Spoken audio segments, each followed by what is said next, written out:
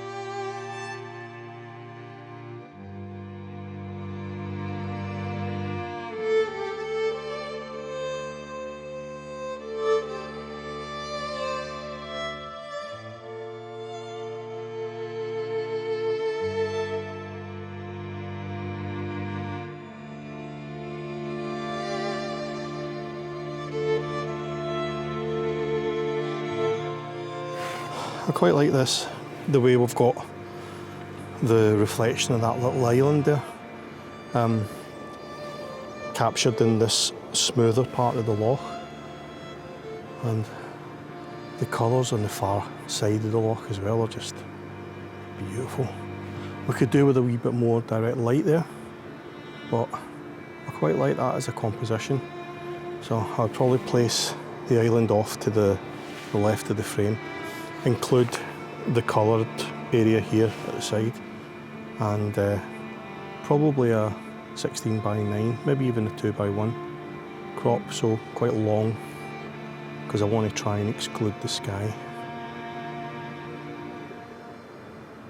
But I do want to include the corrie over there, and if you want to know why, then the reason's in the associated Tales from Scotland video, so pop over and watch that after this.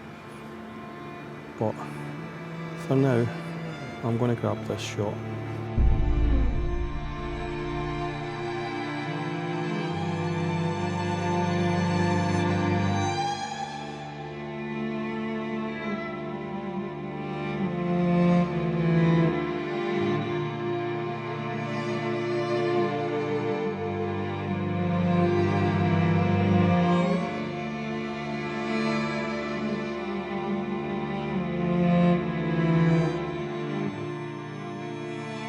I have already just shot this island with the reflection underneath and parts of the loch over there, but now that I've come a little bit further round, I kind of like the fact that we've got a foreground tree here that is almost acting like a kind of foreground interest.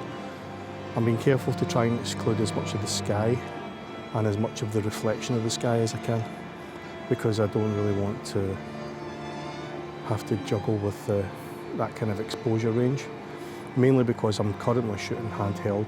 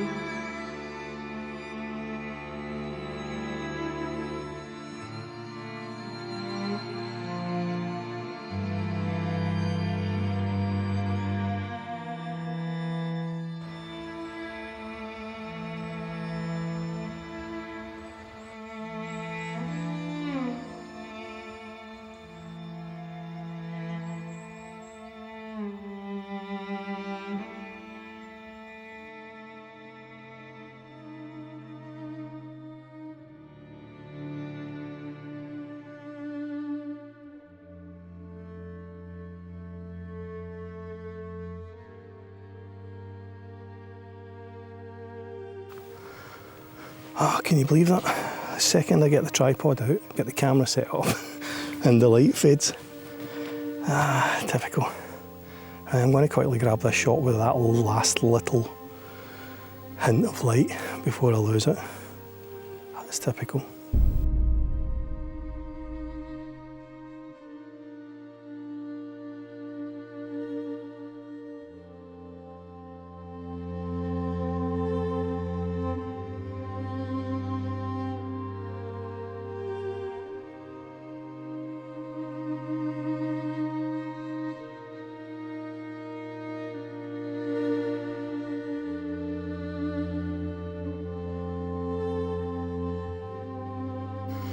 Right, so this is the shot I've framed up. Let me just zoom out a little bit.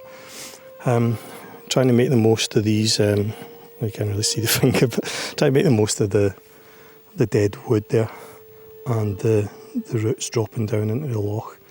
I've included the top part of the trees, and the reason for that is so that I can include the mountain behind, which is just catching a little. Just see if I can darken this down a bit. As you can see there, the light is just kissing the top of that mountain. So I want to try and include that. So I'm slightly underexposing, just so that I know I'm not burning out that on the hill behind. But I'm also grabbing a couple of longer exposures so that I can capture all the detail in that foreground. And yeah, it's great. Probably, I can see it being maybe a kind of soft focus type image, possibly black and white, but because of the colour on the mountain in the background, probably kind of muted colours. Maybe a square crop, because I do want to include the sky on this one.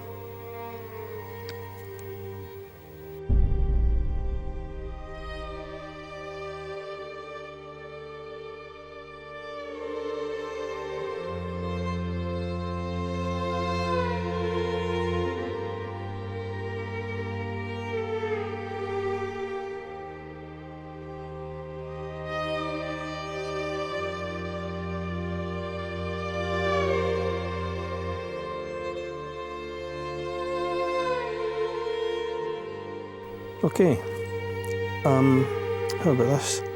What I've done is I've opened the aperture up to as wide as it'll go, which is 4.5 on this particular lens.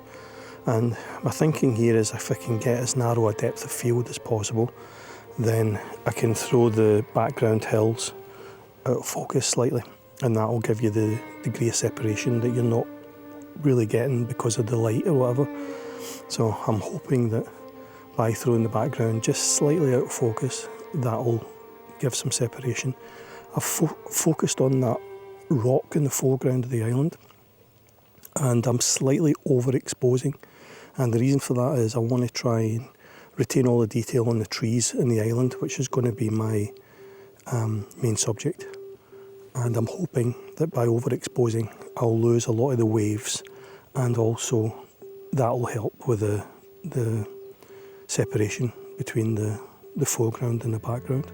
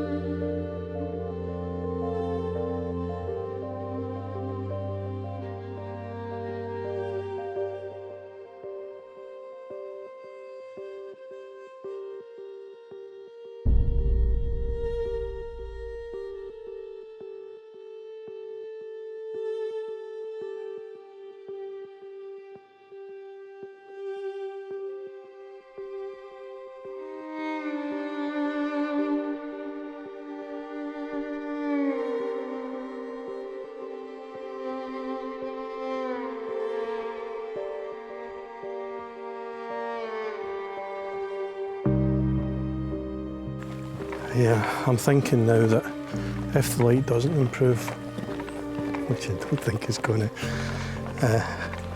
I might turn my attention to the heather and the ferns and see if we can do a little bit of macro photography, because this 70 to 300 lens I've got has got a macro facility.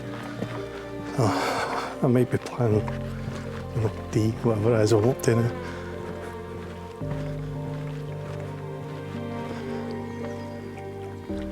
There is little patches of blue in the sky above me, but it's few and far between for patches of light on the scene.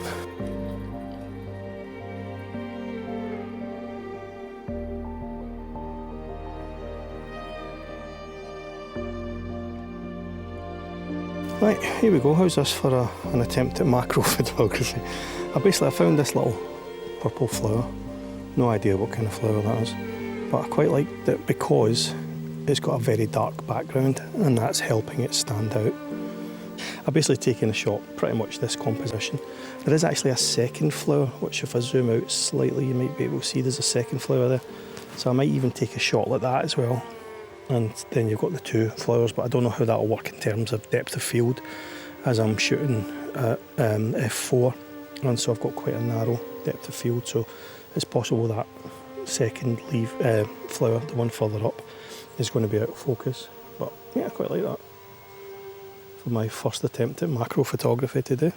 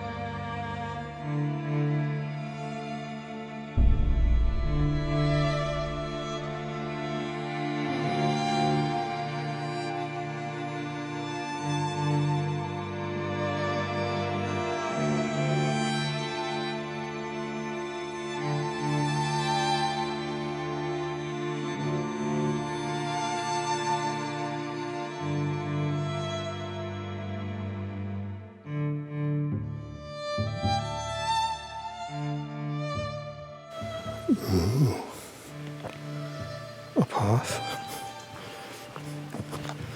I just head down this path, see what we've got down here. I've come down that path and it kind of leads down to a little stream, which is then leading into the loch. And I was just about to move away when I noticed this old tree stump with these amazing fungi on. And I found this old kind of crooked tree here, which has gone off to the right. And as luck would have it, we've got a tree here in the foreground which has got these amazing patterns of moss, and they're just catching the light because of the way I've angled this. So the composition I'm going for is pretty close to something like that. So I've got the fungus covered tree in the centre of these two foreground trees. I've switched over to the 16 to 35mm lens so I can get in pretty close and get quite a depth of field. So I've focused here just on the lip of this foreground tree.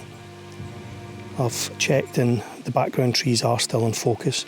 I'm exposing for the highlight on this tree, and that seems to be rendering the rest of the image reasonably well as well.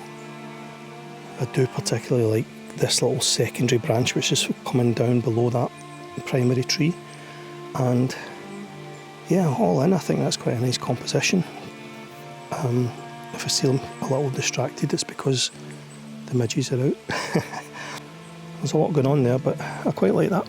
And the good news is I'm actually shooting slightly down the hill, so we don't get any sky, and we're even avoiding the loch, so there's no overly bright highlights to contend with.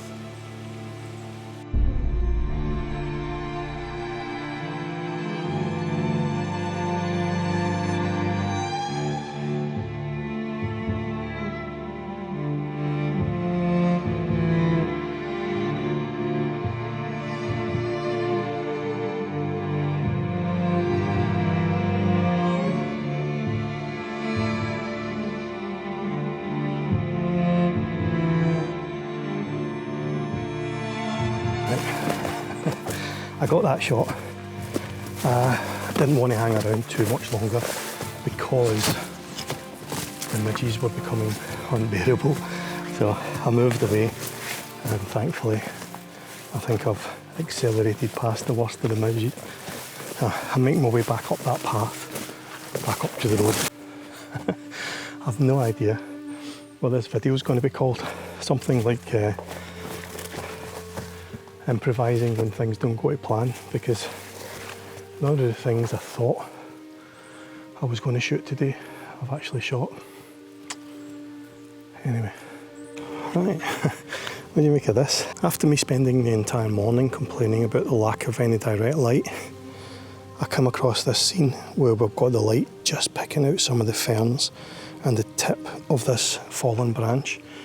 There's some beautiful texture in the branch itself, so I'm quickly trying to shoot off a couple of frames.